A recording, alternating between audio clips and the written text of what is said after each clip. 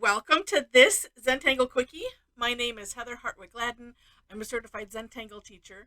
And today we're going to take a look at the tangle Moshun from Martie Kyde. And I hope I pronounced that last name correctly.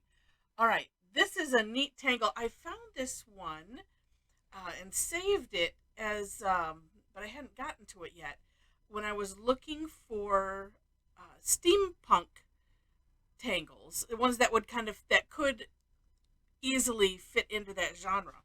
And this one kind of does. I will tell you, it doesn't have to, but it certainly could. There's a number of ways that you could have fun with this, and we'll get to it. It's a border tangle, and we're going to start off. Oh, let's see if I can make it kind of curve a little bit. Okay, and starts off with orbs. Now, if I was being smart, oh, let's do this. Yeah, I would have started with just a string line that I would then have done this along. But today is not that day. But when you're doing, let's say traditional Zentangle, and if you've done a border and a string, or just a string, this I would put that. I would have these orbs spaced out, and however you want them. You want to leave a bit of space because we have stuff to put in between. All right, and that stuff is, first, we're going to put some C-shaped curve lines, or probably better thought of as parentheses, around each orb. Now, if you're doing it in a curve, I would recommend paying attention to where you put the curve line. So like here, I'm going to look at these two because the curve lines, this way, are going to connect. So I would maybe put these like straight. Yeah, that works. Oop, and we'll just put one here and have it go off the edge. All right, then that next step is another curve line. This one going, they're all going into each other. And if we, picture, or let me take that back, thinking of, two orbs. So these two orbs, that's our focus right now. And you see these two C shapes are going towards each other. Then the other two, like this and like that, are also going in to each other. I hope that made some kind of sense. And if it didn't, just watch.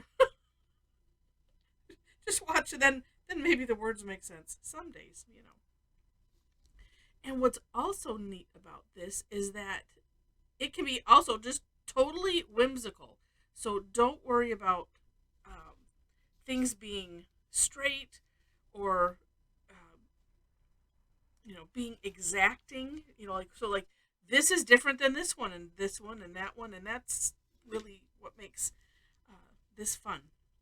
All right, then and at this point, I put a note in my step out just from my observation of Martie's work, because we'll go on with what the step out does. But if you look below, there's a bunch of ways that you could decorate this, and so this, in my mind, it's like, okay, this is the base, and then you can go from there. I'm going to do it what's on the step out now, but like I said, take a look at that the for more inspiration link so you can see for yourself. So the next step that she has is aura the insides of things. And actually, I'm going to do these first and then come back and do the orbs. I ended up putting this aura-ing on one step. I probably could have made this mine a longer step out, incorporating some of the other things that Martie has on there, but I would have had to find a different sheet of paper.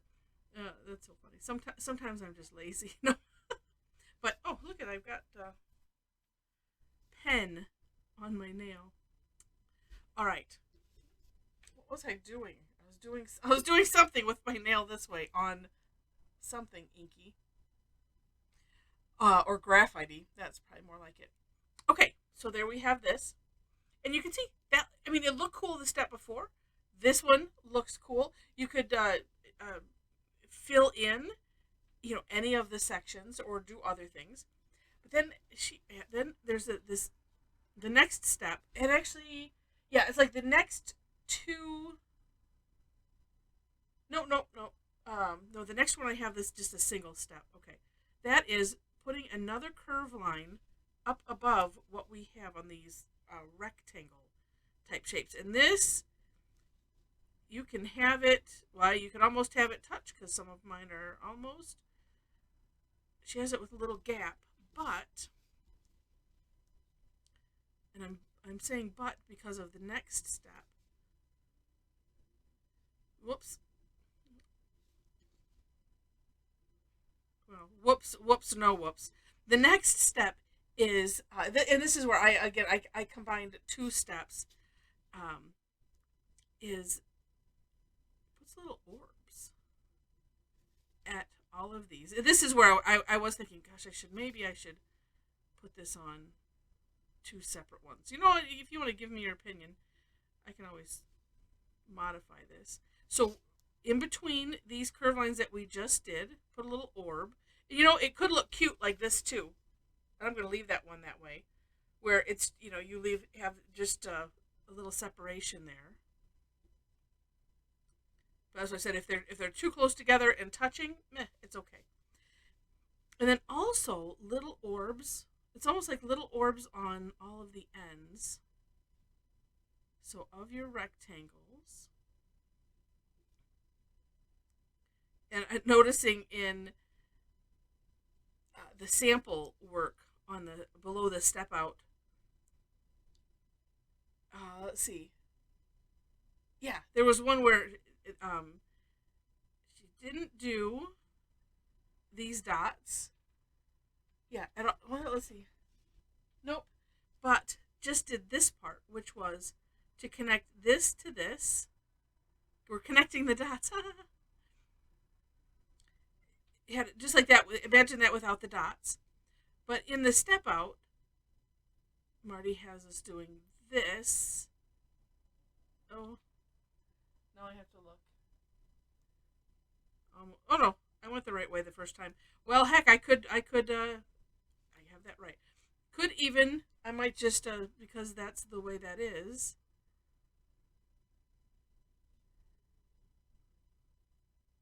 And I think that would look really neat. So I'm gonna do this so that way we'll get it to the step out finality. And then because I'm kind of intrigued on what that would look like. And note that the outer dots we're taking a straight line from that dot into that center orb that we started with.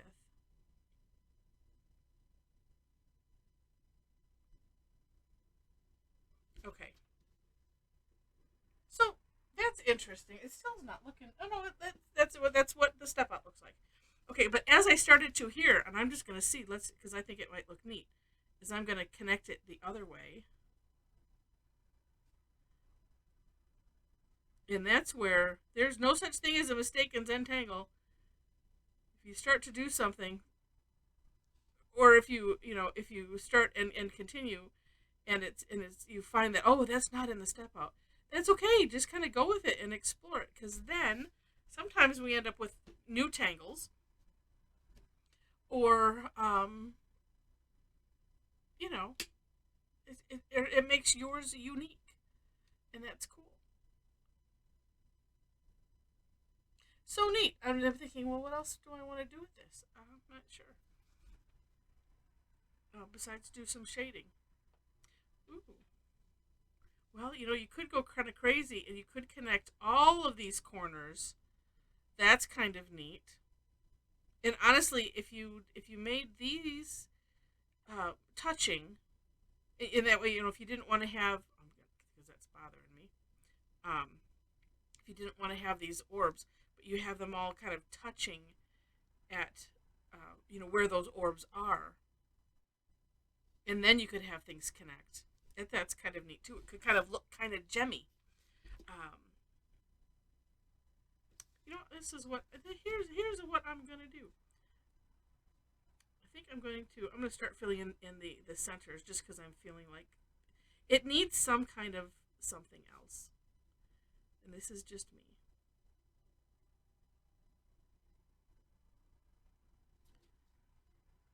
I was debating on the orbs because they already look like eyeballs.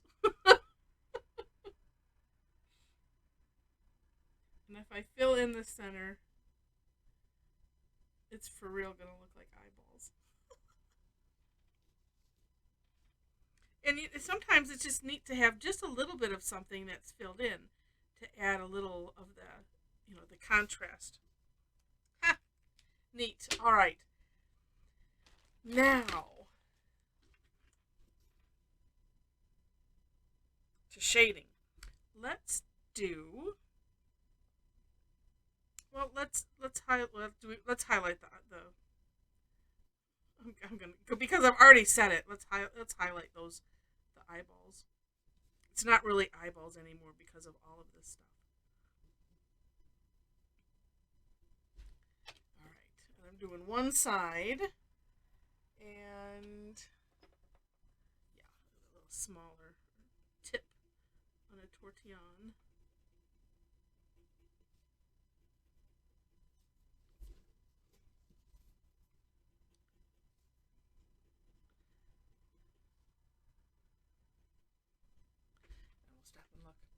Oh, see, that's kind of neat. Yeah, I'm gonna do the other side. Sometimes you could just get, it creates a neat effect if you even just wanted to do like that one side. That's why I stopped and took a look at it. But I really want to do both sides. Well, tossing my tortillon all over the place here.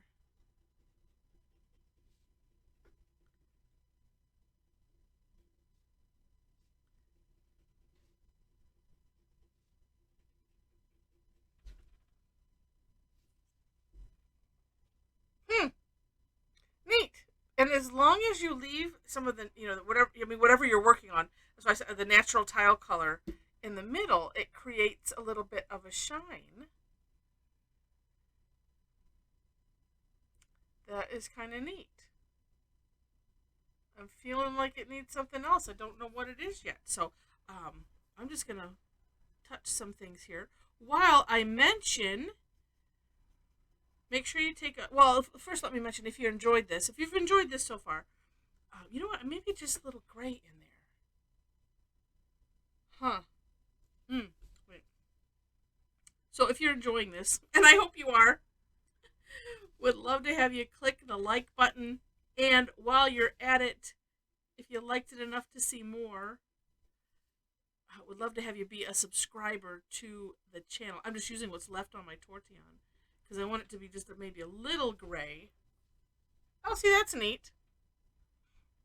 That's neat. Then it highlights this, kind of bow tie looking things. Yeah.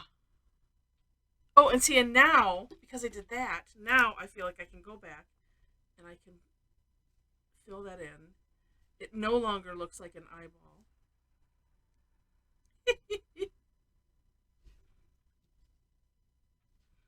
Yes, I like it now. I like it even better now, I should say. But yeah, so again, I would love to have you be a subscriber to the channel. In that description section, I already mentioned there's links to the step outs. I do my own version, and then I link to the creator of the Tangle. Below that, ways to connect with me if you wish to. I've linked to my website where you will find class information. I do teach online. I have a lot of free classes on Thursdays. Thursdays are always free, and if I have a schedule issue, I always shift it to a different day instead of just canceling, but that's very rare. And then I have some classes on Tuesday, one of which is free, and then I have other ones that are paid classes or for club members only, and all that information is on my website. If you happen to be on Facebook, I have a link there to my page, and we'd love to have you follow me.